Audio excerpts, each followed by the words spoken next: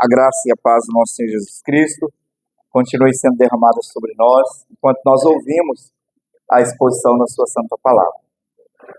Vamos abrir a palavra do Senhor, em Mateus, Evangelho de Mateus, capítulo 13, do verso 1 ao 23.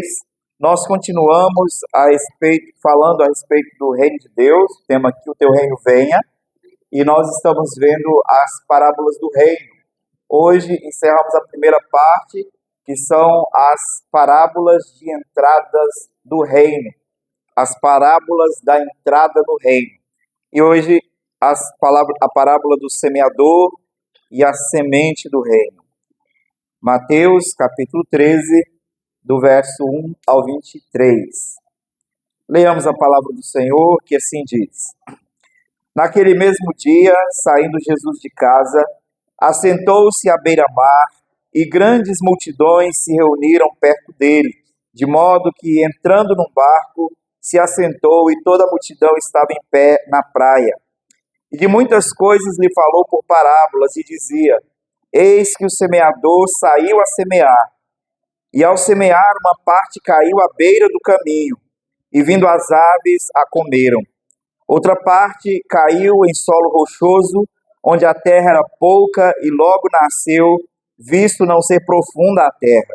Saindo, porém, o sol a queimou, e porque não tinha raiz, secou-se. Outra caiu entre os espinhos, e os espinhos cresceram e a sufocaram.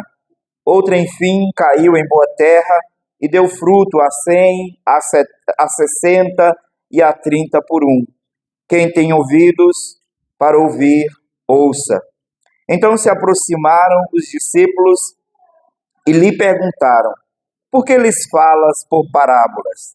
Ao que respondeu: Porque a vós outros é dado conhecer os mistérios do reino dos céus, mas àqueles não lhes é isso concedido. Pois ao que tem se lhe dará, e terá em abundância, mas ao que não tem, até o que tem lhe será tirado. Por isso lhes falo por parábolas, porque vendo, não veem, e ouvindo, não ouvem, nem entendem. De sorte que neles se cumpre a profecia de Isaías: Ouvireis com os ouvidos, e de nenhum modo entendereis. Vereis com os olhos, e de nenhum modo percebereis. Porque o coração deste povo está endurecido. De mau grado ouviram com os ouvidos, e fecharam os olhos, para não suceder que vejam com os olhos, ouçam com os ouvidos, entendam com o coração, e que se convertam e sejam por mim curados. Bem-aventurados, porém, os vossos olhos, porque veem, e os vossos ouvidos, porque ouvem. Pois, em verdade vos digo, que muitos profetas e justos desejaram ver o que vedes e não viram, e ouvir o que ouvis e não ouviram. Atendei vós, pois, a parábola do semeador. A todos os que ouvem a palavra do reino e não a compreendem, vem o maligno e arrebata o que lhes foi semeado no coração. Este é o que foi semeado à beira do caminho. O que foi semeado em solo rochoso, esse é o que ouve a palavra e a recebe logo com alegria, mas não tem raiz em si mesmo, sendo antes de pouca duração, ele chegando à angústia ou à perseguição por causa da palavra, logo se escandaliza. O que foi semeado entre os espinhos é o que ouve a palavra, porém os cuidados do mundo e a fascinação das riquezas sufocam a palavra e fica infrutífera. Mas o que foi semeado em boa terra é o que ouve a palavra e a compreende. Este frutifica e produz a 100, a 60 e a 30 por um. Vamos orar ao Senhor mais uma vez? Ó Deus Santo, graças te rendemos, ó Pai, por sua boa, fiel, inerrante palavra, ó Deus. Obrigado, Senhor, porque a tua palavra penetra o nosso coração, sonda os nossos motivos, as nossas motivações e intenções, guia-nos, Senhor, para obedecer ao Senhor e atender a sua voz. Por meio dela, o Senhor nos santifica, por meio dela, o Senhor nos corrige, Por meio dela, o Senhor governa o nosso coração. Por isso pedimos que o Teu Espírito Santo ilumine os nossos olhos espirituais e abra os nossos ouvidos para que possamos, ó Deus, receber a boa palavra e aplicá-la ao nosso coração e vivermos de acordo com a Sua boa vontade. Ó Deus Santo, nós rogamos no nome santo, precioso de Jesus, o Teu Filho amado, o nosso Salvador. Amém e amém. Meus irmãos, o Senhor Jesus muitas vezes usou figuras da agricultura para ensinar verdades espirituais. E as parábolas são geralmente isso, usar figuras do cotidiano para ensinar verdades espirituais. Jesus ensina aqui a uma grande multidão, e a parábola é sobre a semente do evangelho caindo em diferentes solos, caindo em diferentes corações. Portanto, aqui os diferentes solos são os diferentes corações no meio daquela multidão recebendo a mensagem do evangelho. Jesus ensina em parábolas, e as parábolas, elas precisam ser compreendidas da maneira correta. Parábolas não são fábulas. As fábulas são histórias, geralmente tem seres que não são humanos com vida, mas o foco principal de uma fábula é uma moral, uma lição de moral no final da história. Como toda a parábola de Jesus tem ensinos, geralmente pessoas confundem as parábolas com fábulas, mas parábolas não são histórias com lição de moral.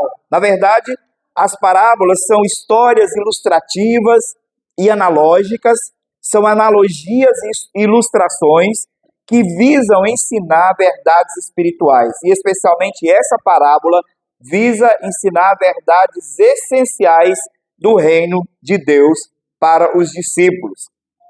Qual é o propósito das parábolas do Senhor Jesus?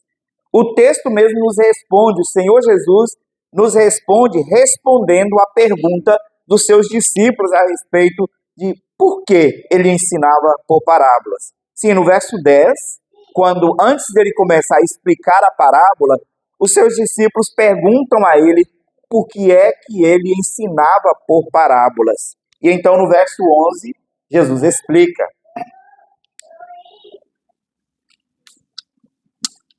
E a explicação de Jesus pode talvez causar escândalo, mas ele diz que ele explicava em parábolas, ele falava em parábolas, porque os segredos do reino estavam sendo dados a alguns, aos discípulos, e não a todos. E que ele visava, então, esconder em parábolas a verdade do reino àqueles que não deveriam recebê-la, que não deveriam receber a salvação. Então, pode causar, sim, escândalo, mas é a verdade do Senhor descrita nas Escrituras. Olha o que ele diz no verso 11. Porque a vós outros é dado conhecer os mistérios do reino dos céus, mas àqueles não lhe é concedido. E aí no verso 12, Jesus mostra como o conhecimento da salvação não é para todos. É um ato soberano de Deus destinado aos seus eleitos. Aqueles que têm o conhecimento da salvação receberão ainda mais conhecimento para crescerem na graça da salvação, na santificação. No entanto, aqueles que não recebem o conhecimento da salvação, até o pouco conhecimento que eles tinham, lhes será tirado para que eles não creiam, para que se cumprisse a profecia de Isaías. O verso 12, Jesus diz assim: pois ao que tem se lhe dará, e terá em abundância, mas ao que não tem, até o que tem lhe será tirado. No verso 13, então, 13 a 15, Jesus cita a profecia de Isaías. E ele diz que, ele mostra aqui qual era o ministério inicial de Isaías. Se você olhar Isaías, a história, o decorrer da revelação de Isaías, do capítulo 1 até o capítulo 45, você vê claramente uma condenação de Israel e Deus constantemente mostrando que o coração do povo estava endurecido e que permaneceria endurecido. E a partir do 45 ele começa a dar mensagens de esperança até que no capítulo 53 ele pergunta: mas quem deu ouvido à minha pregação? E então ele começa a descrever o ministério do Redentor para salvar pecadores. E a partir dali, do capítulo 53, a mensagem de graça e misericórdia, de perdão para os que derem ouvido à pregação do Redentor, é anunciada a salvação para aqueles que creem. Então, nos versos 13 a 15, Jesus cita Isaías explicando aos discípulos que muitos não creriam porque os seus corações, ao invés de serem quebrantados pelo Evangelho, seriam, ao invés disso, endurecidos pelo Evangelho. Veja o que ele disse: por isso lhes falo por parábolas, porque vendo não veem, e ouvindo não ouvem, nem entendem, de sorte que neles se cumpre a profecia de Isaías. Ouvireis com os ouvidos, e de nenhum modo entendereis. Vereis com os olhos, e de nenhum modo percebereis. Porque o coração deste povo está endurecido. De malgrado ouviram com os ouvidos, e fecharam os olhos para não suceder, que vejam com os olhos, ouçam com os ouvidos, entendam com o coração, se convertam e sejam por mim curados. Então a profecia de Isaías estava se cumprindo naquela multidão, porque muitos ouviam e rejeitavam o ensino de Jesus. Aqui está a explicação do Senhor Jesus porque ele falava por parábolas, porque ele queria revelar os segredos do reino aos eleitos e esconder os segredos do reino àqueles que não seriam salvos. Nos versos 16 e 17, Jesus então mostra aos seus discípulos que ele sim tinha o privilégio de ouvir e conhecer de perto aquilo que os profetas e muitos santos do passado desejaram ouvir e conhecer através do próprio Messias encarnado. Ele estava falando da sua presença na terra, pregando o evangelho diretamente aos seus eleitos. O que é importante saber aqui a respeito dessa parábola em especial? Nós temos que voltar e lembrar que Jesus usa uma figura comum, a figura da agricultura, que era comum a todos. E por que uma parábola tão simples poderia esconder a mensagem do Evangelho? Porque os que não tinham a graça da revelação, a graça salvadora sendo aplicada aos seus ouvidos espirituais, ouviriam o relato de Jesus e pensariam que Jesus estava falando de um semeador, de um agricultor trabalhando lá na roça, e não do próprio Espírito de Deus trabalhando no coração de pecadores. Por isso a exposição da parábola é em público e a explicação da parábola é em particular. A exposição ele faz para a grande multidão, a explicação ele faz aos seus discípulos, para que eles pudessem compreender a verdade daquela parábola. Então, o que nós precisamos entender aqui quando se trata de semear? Nós precisamos, em primeiro lugar, compreender que Jesus queria mostrar a relação que há entre as condições do solo, a semente e as condições climáticas para que uma semente pudesse germinar e produzir frutos. É interessante, eu estava observando isso em nossa própria casa, nós temos duas ráfias, duas palmeiras decorativas em nossa casa. Elas foram compradas com a mesma idade e do mesmo tamanho. E o curioso é que eu sempre cuido das duas de igual modo. Quem cuida das plantas em casa sou eu. E então eu sempre cuido de igual modo. A mesma adubação, o mesmo tipo de substrato, a mesma quantidade de água, uma vez por semana. Sempre o cuidado é o mesmo para as duas. Mas semana passada mesmo eu estava comentando com a minha esposa. Será por que essa cresceu desse tanto e a outra não desenvolve? Se elas estão nas mesmas condições, se elas estão recebendo o mesmo cuidado. E essa ilustração, ainda que ela seja precária, ela serve para ilustrar que talvez a mesma semente possa desenvolver de modo diferente em solos diferentes ou até em solos iguais, mas ela desenvolve de modo diferente. O Senhor Jesus mostra então como a semente do Evangelho, ela cai e desenvolve em diferentes solos. A parábola do semeador, então, essa história, essa parábola narrada pelo Senhor Jesus Cristo para mostrar aos seus discípulos como que a palavra produz fé no coração daqueles que são servos ou eleitos de Deus e como a mesma palavra não produz fé, ou talvez produz uma fé temporária, passageira no coração de outros.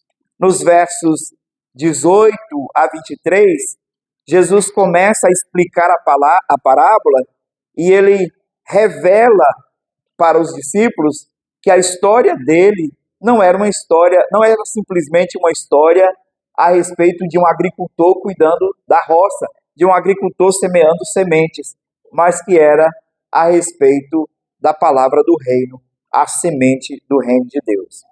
A parábola contém figuras, e aqui nós temos a figura de um semeador, a figura de um tipo de semente, nós temos 4 tipos de solos e 4 tipos de respostas que cada semente dá em cada solo. Olhemos para a semente e o solo e vejamos então quais verdades o Senhor Jesus ensina a respeito nessa parábola. Em primeiro lugar, olhemos para a primeira semente, que é lançada à beira do caminho. Versos 3 e 4.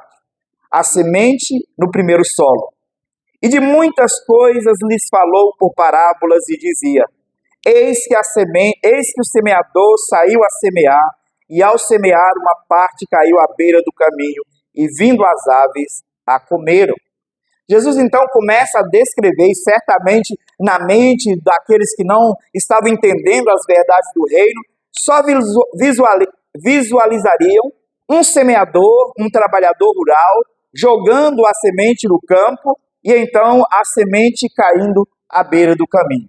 É claro, aqui a figura é de um terreno, um solo preparado à beira de uma estrada, e aquela parte onde os animais passam, as pessoas pisam, as carroças passavam, o solo foi ficando cada vez mais rígido.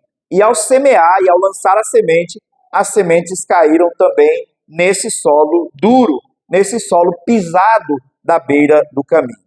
E o próprio Senhor Jesus faz a hermenêutica do texto. O próprio Senhor Jesus explica o significado do primeiro solo, da primeira semente. Ele diz no verso 18 e 19: Atendei vós, pois, à parábola do semeador. A todos os que ouvem a palavra do reino e não a compreendem, vem o maligno e arrebata o que lhes foi semeado no coração. Este é o que foi semeado à beira do caminho. Jesus então dá a explicação da parábola. Ele mostra, olha, o solo é o coração do ouvinte e a semente é a palavra do reino. E a palavra do reino, quando cai num coração duro, ela não prospera. Vem os pássaros, vem o inimigo e as arrebata. Assim como o passarinho come uma semente que cai fora do terreno, fora do solo, o inimigo vem e arrebata a semente do evangelho, não deixando que os de coração endurecido creiam no evangelho. Jesus explica que a semente à beira do caminho era uma referência àqueles naquela multidão que estavam ouvindo as palavras de Jesus, mas com seus corações fechados para o evangelho, com os corações duros para receber a palavra do evangelho. O resultado é que o inimigo, Satanás, vem e rouba a semente antes que ela possa germinar, crescer e produzir frutos. Quais são os frutos esperados de uma semeadura da semente do evangelho? O fruto esperado, o primeiro deles, é fruto digno de arrependimento, como João Batista chama o povo judeu ao arrependimento no capítulo 3 de Mateus. Produzir, pois, frutos dignos de arrependimento. A semente do evangelho deve germinar e produzir frutos dignos de arrependimento. frutos dignos de contrição, de um coração quebrantado, que se rende perante o Senhor Jesus Cristo. Mas corações duros não produzirão fruto de arrependimento. Consequentemente, não produzirão o segundo fruto, que é o resultado de uma vida transformada, de uma vida regenerada, de uma vida santificada pelo Senhor, que é os frutos de justiça. Quem não produziu ainda fruto de arrependimento, jamais poderá produzir fruto de justiça. Por isso, a semente caiu num coração duro e ela se tornou, e ela não prosperou, ela não germinou, ela não produziu fruto por causa da dureza do coração. O coração endurecido pela incredulidade e pelo pecado não tem espaço para a semente do reino brotar. Não tem espaço para que a palavra do reino possa criar raízes e se firmar, e se aprofundar, e assim produzir frutos para a glória de Deus. Infelizmente, irmãos, muitos ouvem o evangelho do reino de Deus. Muitos recebem em seus ouvidos a palavra, a semente do reino, mas o recebem de forma superficial, sem um desejo real de compreendê-lo, sem um desejo real de se submeter a Cristo Jesus como único Senhor e Salvador de suas vidas. E assim, a palavra de Deus não é aplicada e não é aproveitada para a salvação daqueles que têm o coração duro. O inimigo, Satanás, rouba a semente do coração destes e eles não vêm a crer. 2 Coríntios, capítulo 4, no verso 4, o apóstolo Paulo fala dessa obra do inimigo em oposição à semeadura do evangelho. E ele diz o seguinte: nos quais o Deus deste século cegou o entendimento dos incrédulos, para que ele não lhes resplandeça a luz do evangelho da glória de Cristo, o qual é a imagem de Deus. O Deus deste século cega o entendimento dos incrédulos, para que eles não vejam a luz da glória de Cristo, para que eles não vejam a luz da salvação. John Flavel, um puritano do século 17, 18, disse o seguinte: o evangelho é um grande meio de amolecer os corações, mas quando negligenciado, produz o efeito oposto. Como o sol que derrete a cera, mas endurece o barro, assim a palavra de Deus, quando frequentemente ouvida sem ser recebida, endurece os corações dos homens. Nada os torna mais insensíveis do que um conhecimento inútil da verdade, pois aqueles que são ouvintes e não praticantes se tornam como o solo à beira do caminho, onde a semente é logo arrebatada. Portanto, irmãos, é um perigo rejeitar a mensagem do evangelho. A dureza de coração é perigosa, e a dureza de coração faz com que a semente do evangelho não prospere. Talvez você possa pensar: mas eu sou crente. O meu coração foi quebrantado pelo evangelho. O meu coração foi quebrantado, preparado pelo Espírito, para que a semente do evangelho possa prosperar.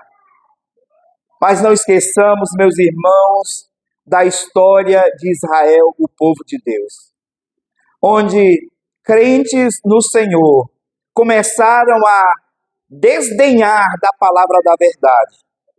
E então seus corações foram se tornando insensíveis à voz de Deus, endurecidos para o evangelho. E eles começaram a permanecer com tranquilidade em seus pecados, ao ponto de Deus ter que duramente discipliná-los, para que a dureza da disciplina pudesse novamente quebrantar os seus corações, e eles pudessem então deixar que a semente do evangelho prosperasse, que a semente da verdade prosperasse em seus corações, e pudesse então produzir frutos de justiça e fruto de arrependimento, frutos dignos de arrependimento. Nós precisamos, como servos de Deus, orar com fervor, pedindo a Deus um coração sempre receptivo e disposto a ouvir as verdades do Evangelho. Não desprezemos jamais as verdades do Evangelho, pois é perigoso rejeitar qualquer ensino do nosso Senhor Jesus Cristo. Eu disse que não há atividade mais perigosa no mundo do que não crer em Jesus Cristo. A incredulidade é a ação humana mais perigosa do mundo. Mas para o crente, a atividade mais perigosa que ele pode fazer é não dar ouvidos ao Evangelho, não dar ouvidos ou desprezar, tratar com desdém a palavra da verdade. Porque ele pode endurecer o seu coração e cair no engano e pecar contra o Senhor. Por isso, nós precisamos, meus irmãos, vigiar os nossos corações. Quando estamos ouvindo a palavra de Deus, o Evangelho da salvação, a semente do reino, nós precisamos vigiar o nosso coração das distrações, das dúvidas e dos enganos de Satanás e do mundo, para que Satanás não roube de nós a verdade, não roube de nosso coração a verdade do Senhor. E se você não é crente, ou se você não tem andado na presença do Senhor com compromisso sincero com o Senhor, e eu quero lembrar especialmente aos filhos dos crentes, eu creio que vocês devem lembrar aqui, eu novamente vos relembro, jovens e crianças, Deus não tem netos. Deus não tem netos. Deus tem filhos. Não é porque você é filho de crente que sem compromisso com o Senhor e sem quebrantar o seu coração e arrepender-se da dureza do seu coração, que você será salvo. Por isso, cuide do seu coração. E não deixe que as distrações desse mundo façam com que você distraia da mensagem do Evangelho, não dê atenção devida ao Evangelho, e assim Satanás roube a boa semente do seu coração. Arrependa dos seus pecados. Entregue-se perante o Senhor, porque este é o fruto que Deus espera de você, fruto digno de arrependimento. Que o seu coração seja quebrantado para que a boa semente cresça. A segunda semente, o segundo solo, é o solo rochoso, a semente que cai no solo rochoso, versos 5 e 6. Outra parte, caiu em solo rochoso, onde a terra era pouca e logo nasceu. Visto não ser profunda a terra, saindo porém o sol, a queimou, e porque não tinha raiz, secou-se.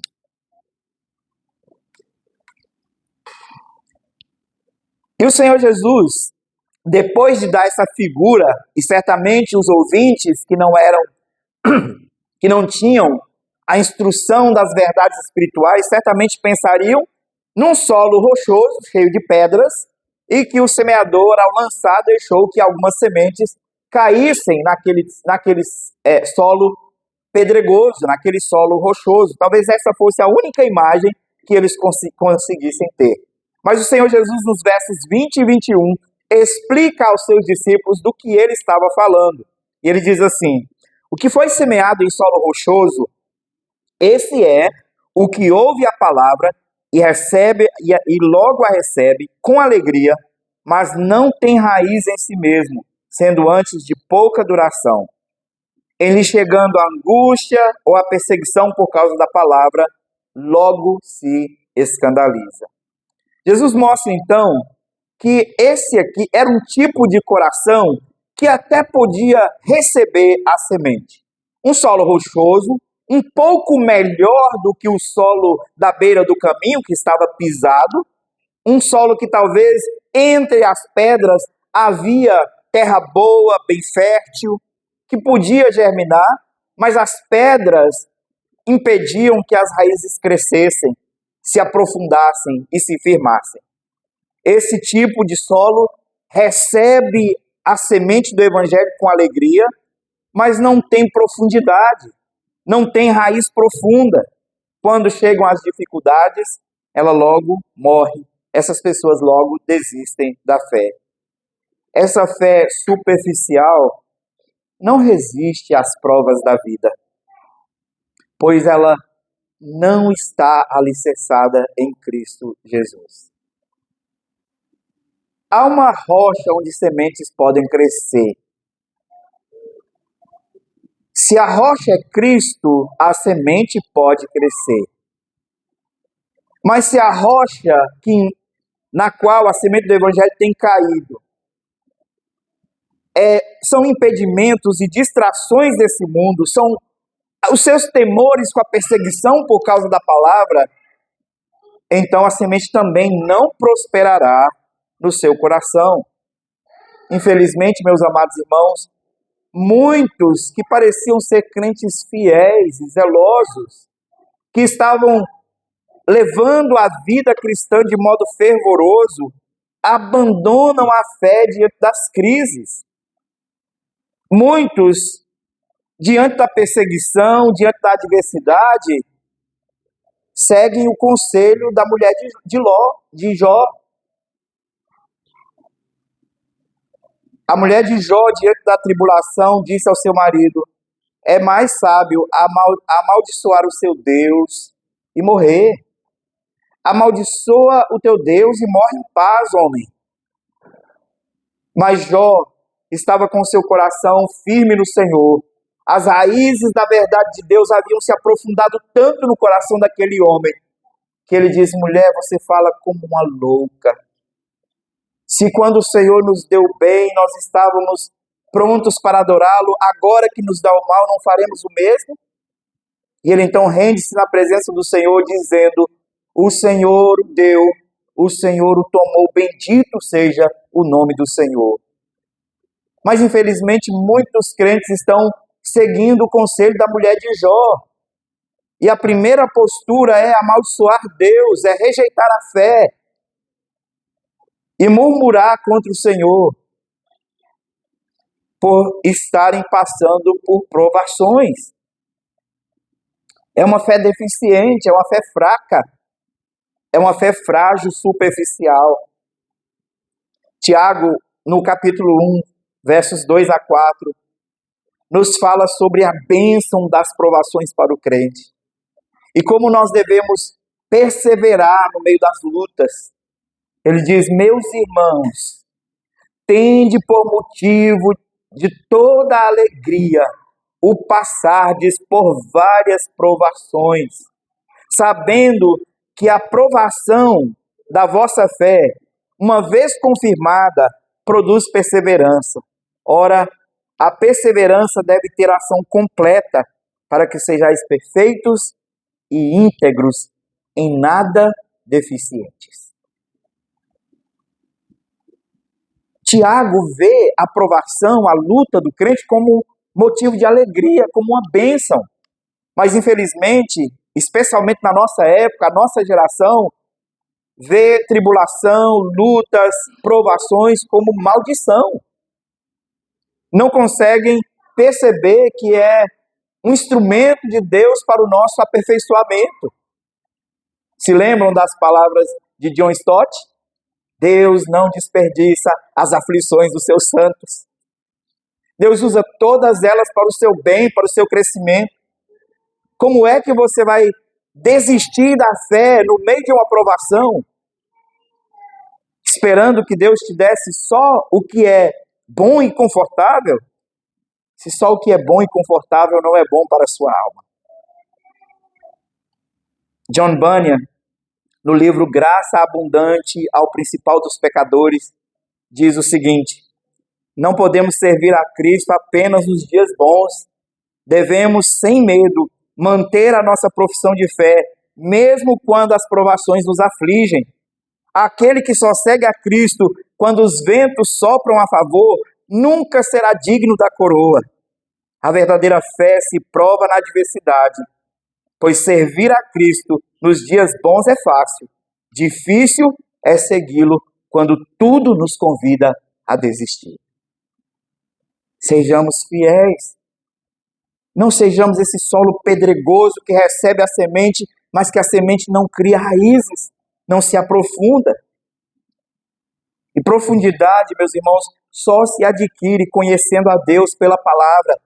Não espere uma vida de profundidade cristã sem receber com fé a palavra de Deus.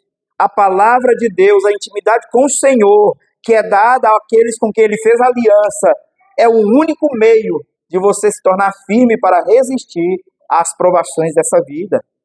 A vida cristã é um caminho difícil, é um chamado à perseverança.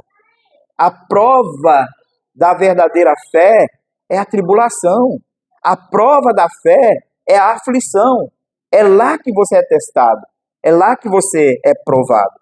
Mas se você não tem raízes, você não permanece. Jesus então vai para o terceiro solo. E no terceiro solo ele mostra como o terceiro solo reage, ou como a semente reage ao terceiro solo. Mateus 13, verso 7. Ele diz: outra caiu entre os espinhos, e os espinhos cresceram e a sufocaram. O Senhor Jesus mais uma vez dá uma ilustração que na mente dos ouvintes, não salvos, não eleitos, certamente viria a prática, uma ação do semeador, talvez até distraída, de semear uma semente no meio de uma planta que cresceria, de uma erva daninha que cresceria e então sufocaria a outra planta. Mas Jesus explica que ele não estava falando de uma roça, de uma plantação, mas do coração do ouvinte do Evangelho. Mateus 13, 22, Jesus explica o sentido desse terceiro solo. O que foi semeado entre os espinhos é o que ouve a palavra, porém os cuidados do mundo e a fascinação das riquezas sufocam a palavra e fica infrutífera. O Senhor Jesus aponta aqui um terceiro problema que pode sufocar a mensagem do Evangelho nos corações: as preocupações do mundo e a fascinação pelas riquezas. As preocupações deste mundo e a fascinação pelo bem-estar, pelo conforto, pode tornar a palavra infrutífera no coração do ouvinte. Aqui, a semente chega a germinar, mas ela é sufocada pelos espinheiros da vida. As preocupações, as ilusões da riqueza, os desejos mundanos, as concupiscências do desejo, dos olhos, faz com que a semente seja sufocada.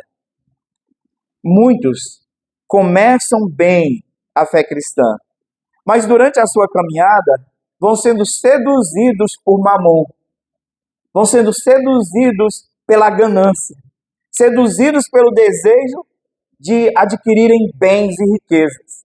Não há qualquer erro em desejar ser rico. Não há qualquer erro em trabalhar para isso. Contudo, que tudo isso seja feito à luz da verdade de Deus e para a glória de Deus. Quando a riqueza, quando os bens se tornam o seu desejo, se torna o seu maior anseio, aí então se torna um problema. O dinheiro não será um ídolo para você enquanto você for senhor dele. Mas no dia em que o dinheiro tornar o seu senhor, aí sim você terá um ídolo do coração que vai prejudicar o seu crescimento na fé. O dinheiro pode ser uma bênção quando ele é nosso servo e nós somos o senhor dele. Mas o dinheiro é uma maldição quando ele é o nosso senhor e nós somos escravos da riqueza, escravos da ganância. Foi isso que sufocou a semente no coração de muitos daquela multidão. Muitos começam bem, caminham por um certo tempo na fé, mas permitem que as coisas deste mundo, os anseios, se tornem prioridade para a sua vida. Sabe um sinal de que você está deixando que a riqueza se torne prioridade na sua vida? Quando o trabalho se tornar tão importante para você durante a semana, que você negocia o seu tempo de comunhão com Deus, a sua devoção pessoal, por causa de mais um tempinho de trabalho para ganhar mais um pouquinho de dinheiro. Sabe quando o dinheiro e a ganância está tomando conta do seu coração? Quando você negociar o dia do Senhor e deixar de cumprir os seus deveres de culto e de misericórdia e aqueles que for de extrema necessidade para ganhar um pouco mais de dinheiro, para aproveitar o dia, para multiplicar um pouco os seus bens, a sua riqueza. Quando as coisas de Deus, o reino de Deus, as coisas do Senhor forem colocadas de lado por causa de trabalho, cuidado. É um sinal de que o trabalho e o fruto do seu trabalho estão se tornando um ídolo para você. Coisas que são bênçãos de Deus, legítimas, que Deus nos deu para o nosso bem e o nosso conforto, para a nossa manutenção e para o serviço do reino e da sociedade. No entanto, se usado de modo errado, se torna um ídolo do coração e pode sufocar a semente do Evangelho. Em 1 João, no capítulo 5, no capítulo 2, versos 15 a 17, João nos faz um apelo solene com relação ao nosso comportamento em direção ao mundo. Ele apela ao coração do crente dizendo: não ameis o mundo, nem as coisas que há no mundo. Se alguém amar o mundo, o amor do Pai não está nele. Porque tudo que há no mundo, a concupiscência da carne, a concupiscência dos olhos e a soberba da vida, não procedem do Pai, mas procedem do mundo. Ora, o mundo passa, bem como as suas concupiscências. Aquele, porém, que faz a vontade de Deus, permanece eternamente. Cuidado. Cuidado para que as preocupações, cuidado para que as ambições desse mundo não sufoquem a semente do reino no seu coração. Outro puritano, Richard Baxter, disse o seguinte a respeito do coração ocupado demais para as coisas de Deus. O coração ocupado com o mundo não tem espaço para Deus. Se as riquezas, os prazeres e as preocupações dessa vida dominam seus pensamentos e desejos, então onde Deus encontrará lugar na sua alma? Onde Deus encontrará lugar para habitar o seu coração? Aquele que deseja verdadeiramente seguir a Deus deve desapegar-se das distrações mundanas e abrir espaço para a sua presença transformadora. É só assim que a semente pode prosperar no nosso coração. Por isso, meus irmãos, nós precisamos, diante desse terceiro solo e do modo como a semente reagiu nele, nós precisamos reavaliar as nossas prioridades. Nós precisamos reconsiderar a nossa relação com o trabalho, com o dinheiro, com os bens, com os confortos desse mundo. Será que essas coisas não estão tirando de nós o nosso tempo precioso de aprofundar a nossa fé e a nossa comunhão com o nosso Deus? Se nós estamos negociando o precioso tempo de comunhão diária com Deus e o precioso tempo de comunhão com Deus no domingo, no dia do Senhor, nós temos que nos preocupar. O nosso coração está como um coração cheio de espinheiros, onde a semente do Evangelho pode até brotar, mas será sufocada. Cuidado, corte de sua vida tudo aquilo que te afasta de Deus. Busque em primeiro lugar o reino de Deus e a sua justiça. Confie no Senhor e Ele suprirá as suas necessidades. Ele cuidará de você. Como dizia a missionária Eloni Rosa, é como se Deus estivesse dizendo para nós: cuide dos meus negócios e eu cuidarei dos seus. Cuide do reino de Deus, preocupe-se em glorificar a Deus e Deus cuidará de você. Não deixe que os espinheiros da vida, que as preocupações com esse mundo sufoquem a mensagem do Evangelho em seu coração.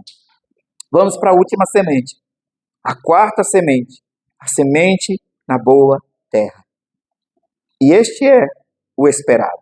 Mateus 13, verso 8, Jesus diz: outra, enfim, caiu em boa terra e deu fruto, a 100, a 60 e a 30 por um. Mais uma vez, talvez o ouvinte que não tinha a graça do Espírito operando em seu coração para esclarecer as verdades espirituais aqui contidas, tenha pensado apenas na semente que o semeador lançou e caiu em um solo bem preparado, bem regado, e que estava pronto para receber a semente, e a semente germinou e deu frutos. Mas Jesus explica no verso 23 o sentido dessa última semente, desse último solo. Ele diz: mas o que foi semeado em boa terra é o que ouve a palavra e a compreende, e essa frutifica e produz a 100, a 60 e a 30 por um.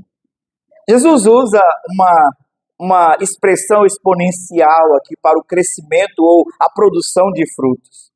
E geralmente um semeador, ele quer escolher a semente que vai produzir mais frutos, a que vai gerar mais qualidade, mais frutos de qualidade, maior quantidade e maior qualidade. E é certo que, mesmo que a semente seja muito boa, dependendo do solo, ela pode produzir mais ou produzir menos. Aqui nós sabemos que o semeador é bom e a semente é boa.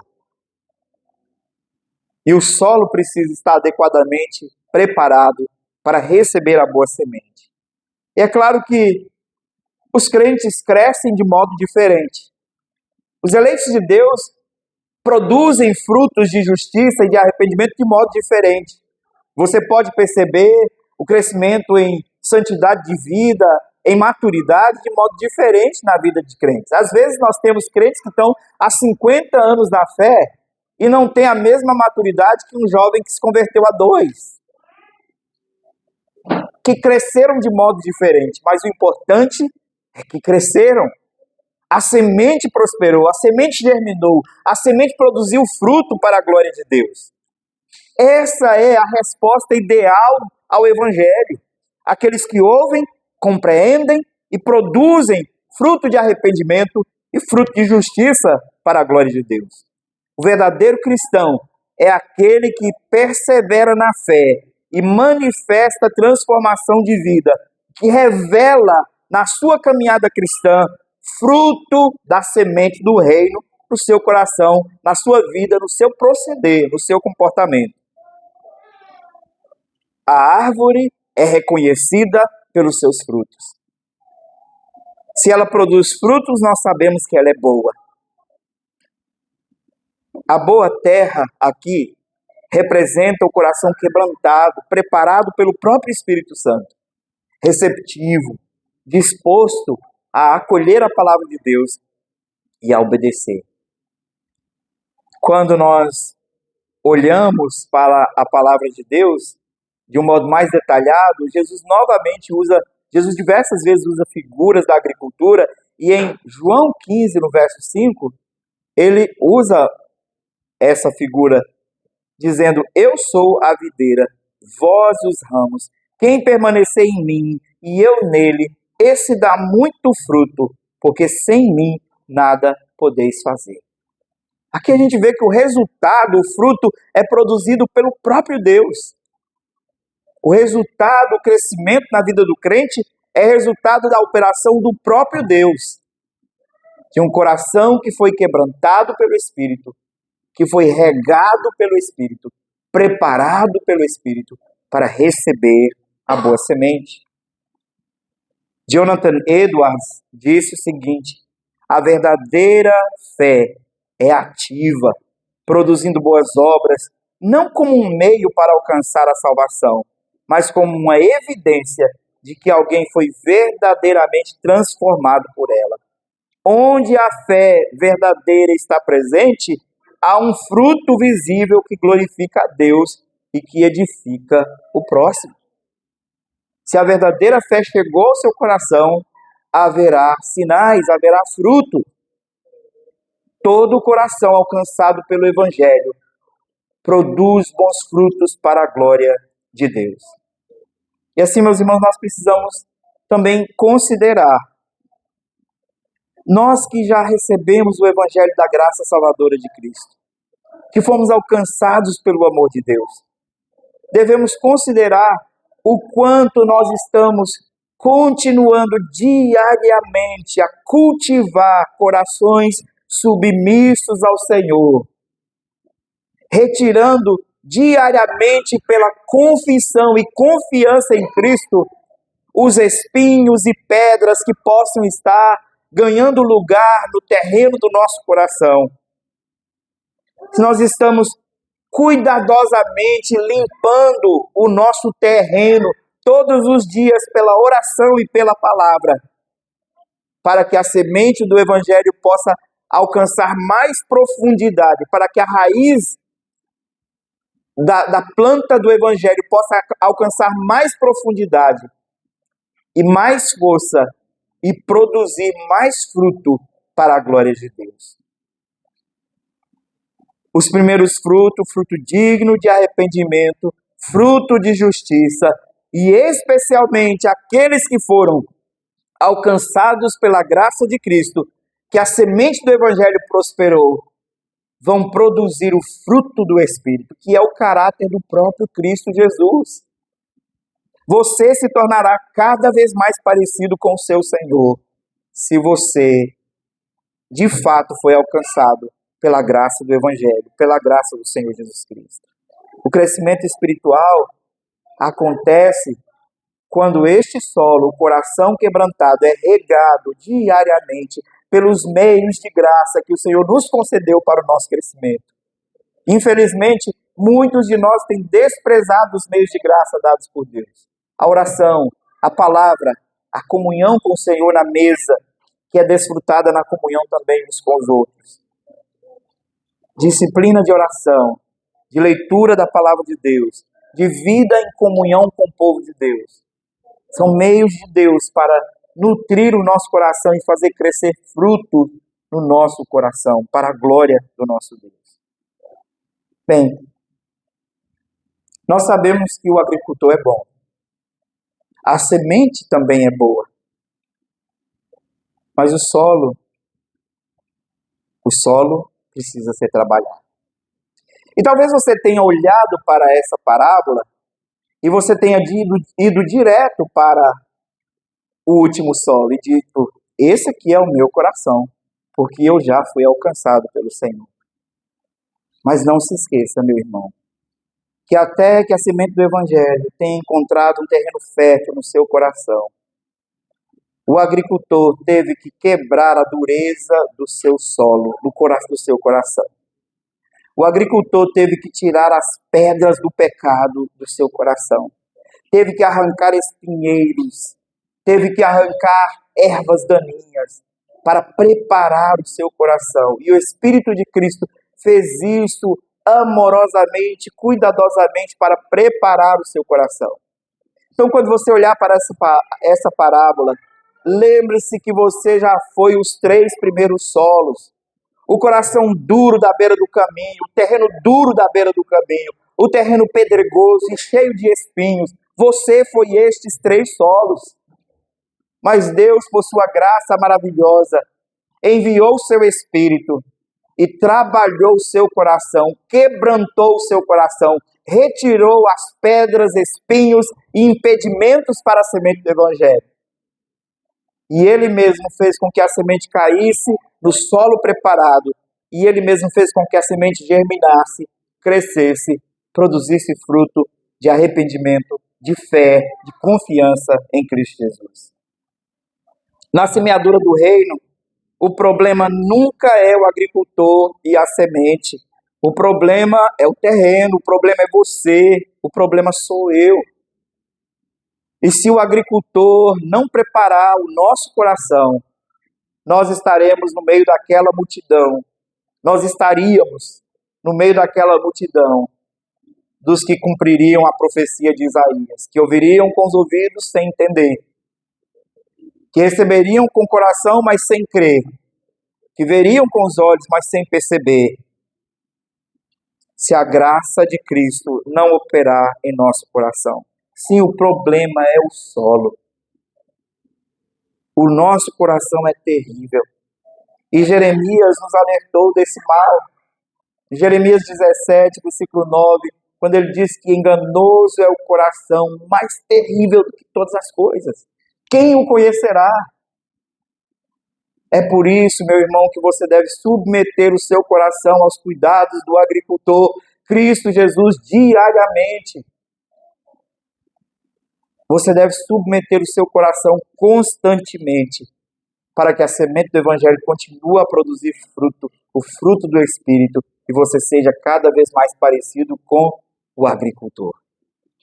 Seja mais parecido com a videira. Você que é só um ramo, seja mais parecido com a videira verdadeira, que é Cristo Jesus.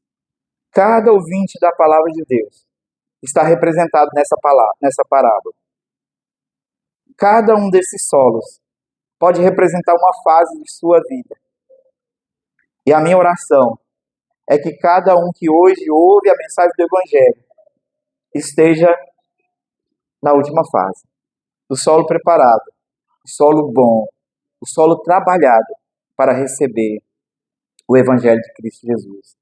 Na seara do reino, Deus mesmo é agricultor.